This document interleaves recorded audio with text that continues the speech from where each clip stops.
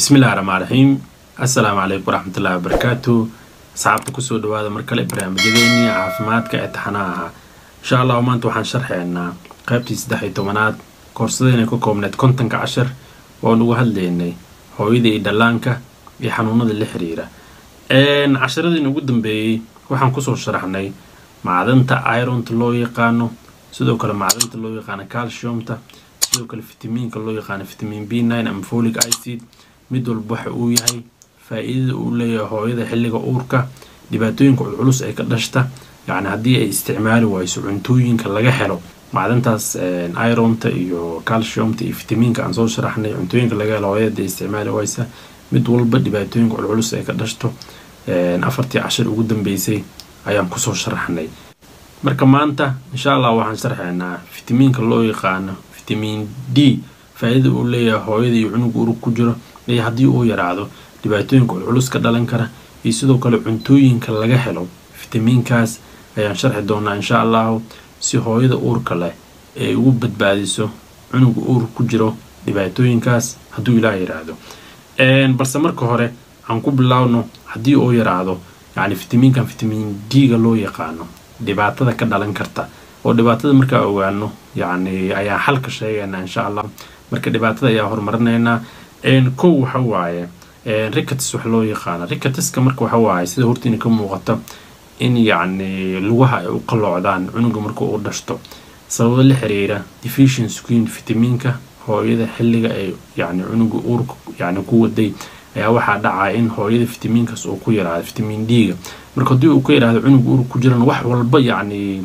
uu jirkiisa maadaama si toos hooyada ugu soo gudbaayay oo soo marnaysa balasentada, waxa dhacayo in yani haddii fitamiinkaas hooyada uu ku yaraado cunugana uu ku yaraado. sidaas darteed xanuunka ricketska loo yaqaan cunuga waa asiibo oo lugaha sidan hortiina ka muuqata ay u qalloocdaan, ama sidan hortiina ka muuqata ay noqdaan, ama sidan ilmaha qaar ay noqdaan. marka ilmaha sidan lugahooda ay u qalloocdaan yani khatarta ama dhibaatada waxay ugu imaadaa yaraanshaha fitamiinkan xilliga uurka. yani way dhici kartaa yani hooyada marka ay dhashay kadib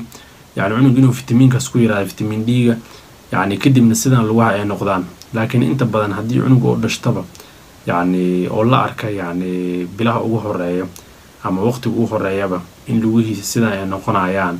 yani oo markuu istaagaba aa aragto yani maadaama marka hore cunug markuu dhashta aad dareemi karin, oo markuu istaagaba aa aragto in lugihiisa ay sidaas yihiin, inta badan waxaa la xiriiriyaa yani inay kasoo raacday yaraansho vitamin D ga oo ku yaraaday hooyada xilliga ay uurka lahayd. marka waxaan kula talinaynaa hooyooyinka يعني dhibaatadan culus ay ka dhalato ilmaha lagu haystaan noqdaan inay ka taxadiraan oo hooyada ay qaadato xilliga uurka vitamin D ga cuntooyinka laga helo oo aan sharxi doono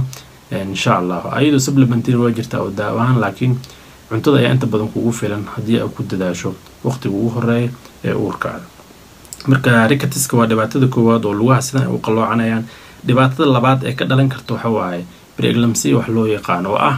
yani hooyada in blood pressure keeda ama cadaadiska dhiigeeda yani oo kor u kaco, yani oo waxaan la dhahaa pregnancy hypertension uu ku yimaado, yani dhiig karka hooyada ku yimaado xilliga uurka la xiriiriyo. yani waxaa jira shuruudo la fiiriyo, cashar ahaan ayaan ku sharxi doonaa insha Allah. laakiin waa khataraha yani ama risk factorska ayuu ka mid yahay waxyaabaha lala xiriiriyo in hooyada yani dhiig karka xilliga uurka ku yimaado yani oo qayb ka yahay haddii uu yaraado fitamiinkan loo yaqaano vitamin D ga. sidoo kale dhibaatooyinka yani ka dhalan kara waxaa ka mid ah low birth weight wax loo yaqaan oo ah cunug inuu ku dhashto miisaankiisa miisaanka yar, oo yani culeyskiisa culeys ka yar oo ku dhashto. taas oo dhibaatooyinka dhalan kara casharo hore aan kusoo sharaxnay oo cunug ilaa heer gaarsiin karto markuu dhashto kadib inuu u dhinto. marka waa halis yani oo ayadana khatar kale ah. sidoo kale waxaa ka mid ah qodobka afraad preterm birth wax loo yaqaan oo ah cunug inuu waqtigiisa kasoo hormaro oo 37 week ama isbuuc hadduu ka yar ku dhashto waxaa la lahaa cunug yani preterm waa waqtigiisa oo kasoo hormaray, oo yani waa cunug waqtigii loogu talagalay aan gaarin. taasna khatarteeda waa soo sharaxnay oo yani maadaama yani surfactantiga oo kale uusan dhammaystirnayn waxaa dhacayo yani in lung collapse ama alveolar collapse wax la lahaa uu yimaado oo cunugii yani u baahdo oxygen wax lagu xiro haddii waayana uu dhinto. marka ayadana waa khatar kale. marka khatarahaas waa khataraha ugu badan ay ka dhashto haddii hooyada jirkeeda uu ku yaraado xilliga uurka fitamiinkan loo yaqaano vitamin D. inaa fahanteen ayaan rajaynayaa. marka cuntooyinka ugu badan laga helo waxaa ku jira cuntooyin hore ugu soo degnay hooyada markay uurka leedahay inaysan badsanin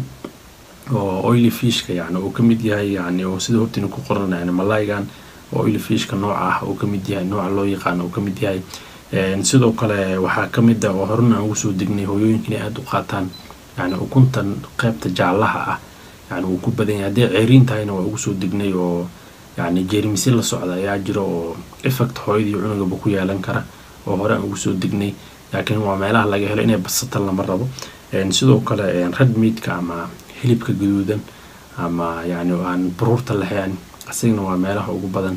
ee laga helo marka vitamin D supplement ayaa jira xataa yani oo daawo ahaan loo qaato ayaa jiro marka vitamin D-ga yani dhakhtarna la tashata ayaa fiican yani haddii aad qaadanaysid yani qaybta supplementiga marka inaa fahanteen ayaa rajaynaya meelaha laga helo iyo dhibaatooyinka dhashto yani marka waxaan kugula talinaynaa haddii aad uur leedahay in fitamiinkan aad qaadato ama cuntooyinka laga helo aad isticmaasho si khatarihi aan soo sheegnay cunuga uur ku jiro aad ugu badbaadiso haddii aad uur leedahay